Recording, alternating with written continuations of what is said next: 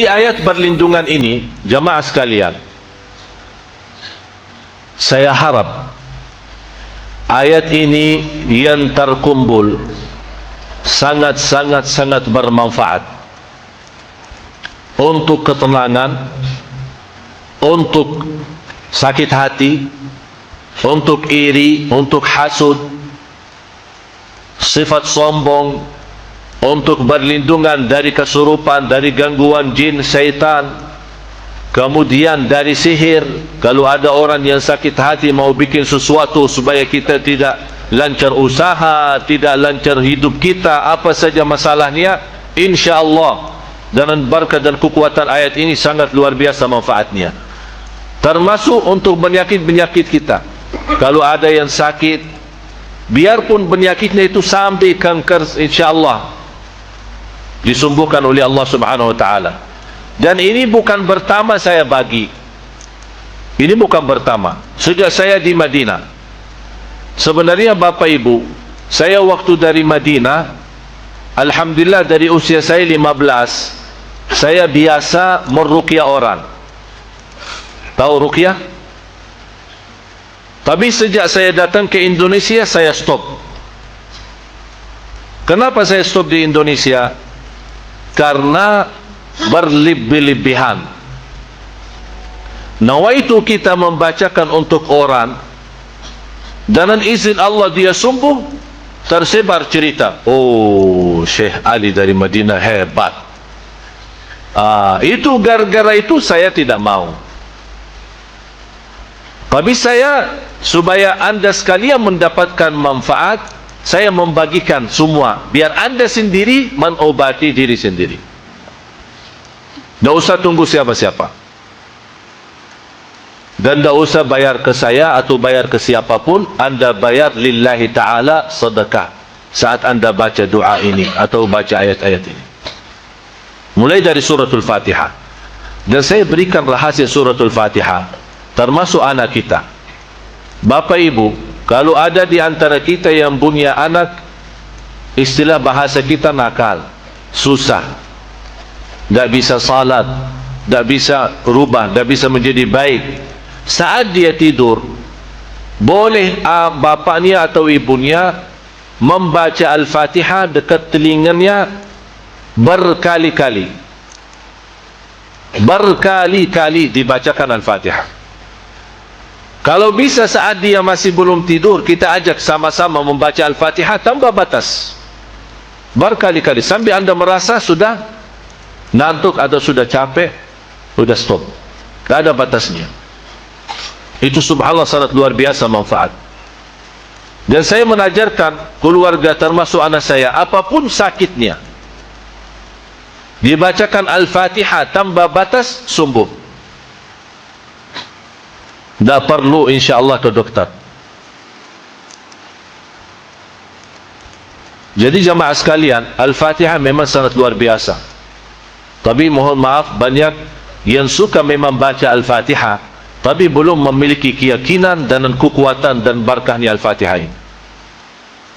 Cukup dari nama Al-Fatihah untuk segala pembukaan, membuka semua masalah, membuka semua masalah.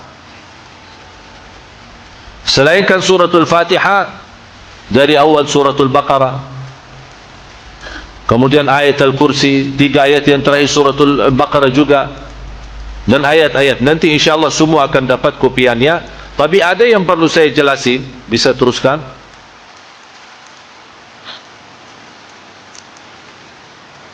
Ini 5 ayat suratul Baqarah, terus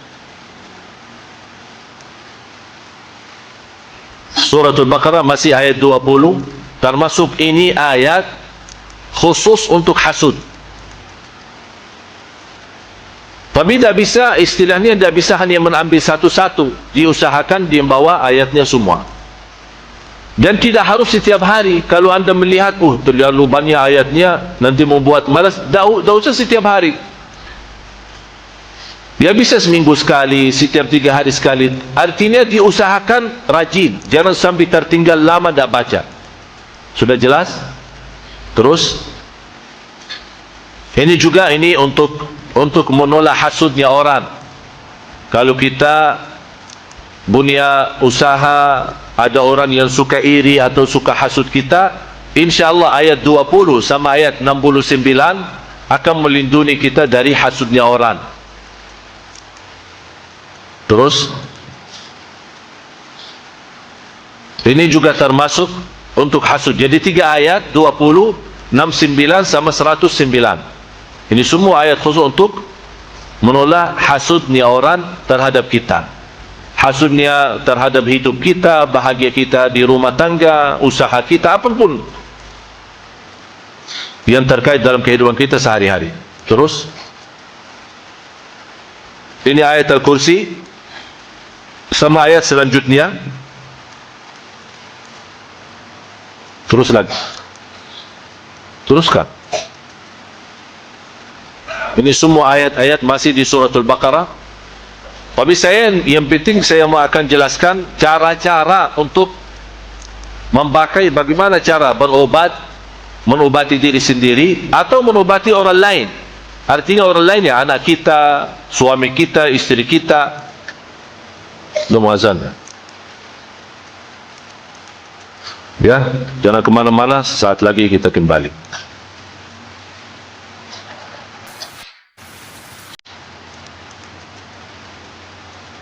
Alhamdulillah, Allahumma salli ala Sayyidina Muhammad wa ala ali Sayyidina Muhammad.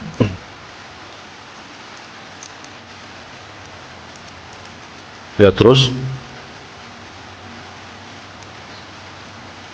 ini juga termasuk ayat melindungi kita dari hasud. Surat An-Nisa 54.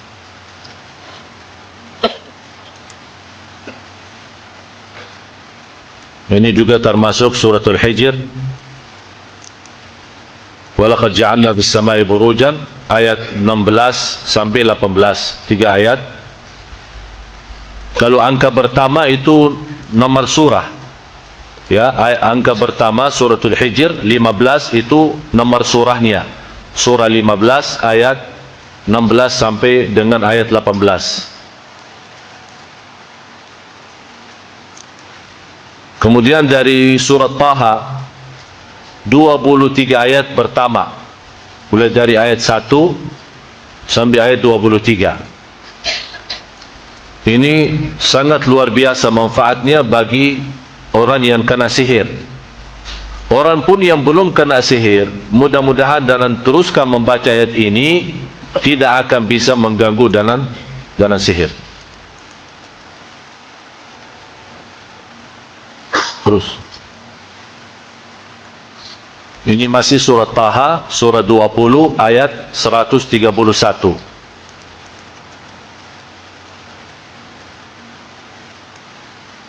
Kemudian surah As-Saffat mulai dari ayat 1 sampai ayat 10.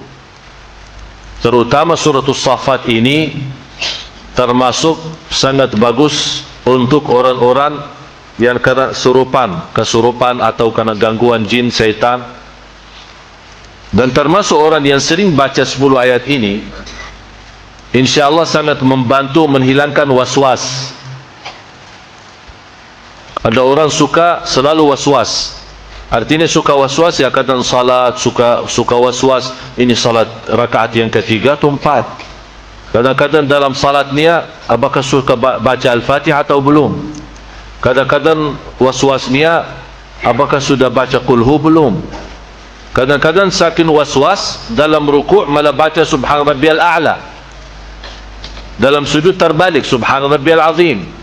Karena dia tidak mensadarkan salatnya, ya terbalik doa-doa ini. InsyaAllah dalam membawa ayat-ayat ini akan dilindungi Allah dari rasa waswas.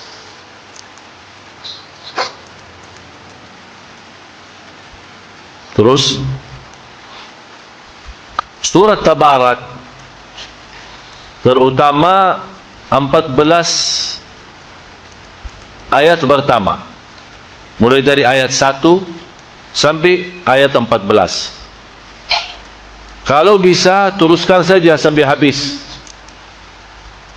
Kenapa sampai habis? Karena 14 ini memang untuk melindungi kita dari godaan, termasuk godaan hawa nafsu, termasuk juga dari hasud, dari sakit hati orang, dari iri, dari sihir, dari gangguan jin syaitan. Dan sekaligus kita mendapatkan, kalau kita teruskan sampai habis, akan mendapatkan perlindungan Allah dari siksa kubur. Berarti surat Tabarak, kalau boleh, di antara ayat-ayat ini, kalau boleh yang dirajinkan dan teruskan baca setiap malam atau setiap hari adalah surat Tabarak.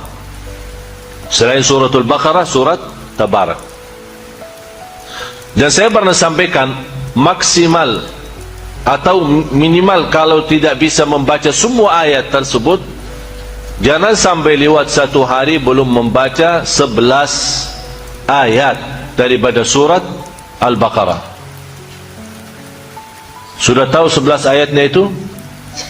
Selain suratul Fatihah, baca 5 ayat pertama suratul Baqarah, ditambah 3 ayat bertalahan suratul Baqarah, ayat Al-Kursi, dan 2 ayat selanjutnya, 255, 256, 257, 3 ayat.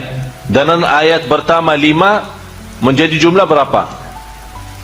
8. 5 ayat pertama sama 3 ayat, 255, 256, 257, jadi 8. Kemudian 3 ayat yang terakhir suratul Baqarah, 284,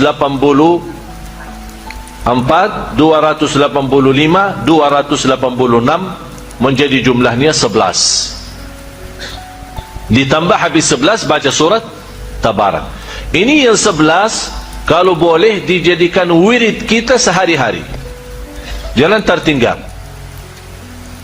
Untuk apapun, termasuk godaan batin kita, fikiran, waswas.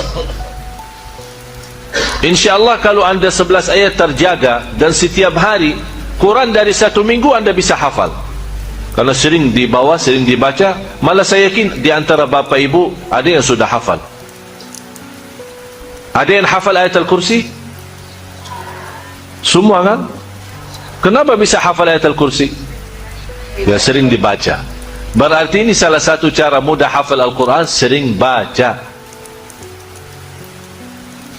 Terus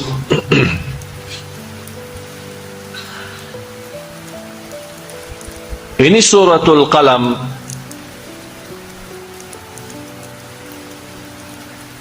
Nanti supaya saat anda baca ayat-ayat ini, suratul Qalam surah 68 ayat 51. Saat anda baca ayat-ayat ini, tolong buka nanti Al-Quran di rumah, baca terjemahannya, artinya. Kenapa? Supaya saat anda baca ayat ini, anda bisa mengerti maksud daripada ayat ini, memahami isinya, supaya anda saat baca merasa bagaimana berkahnya ayat dan kekuatan ayat ini untuk bermanfaat bagi kita, lahir maupun batin.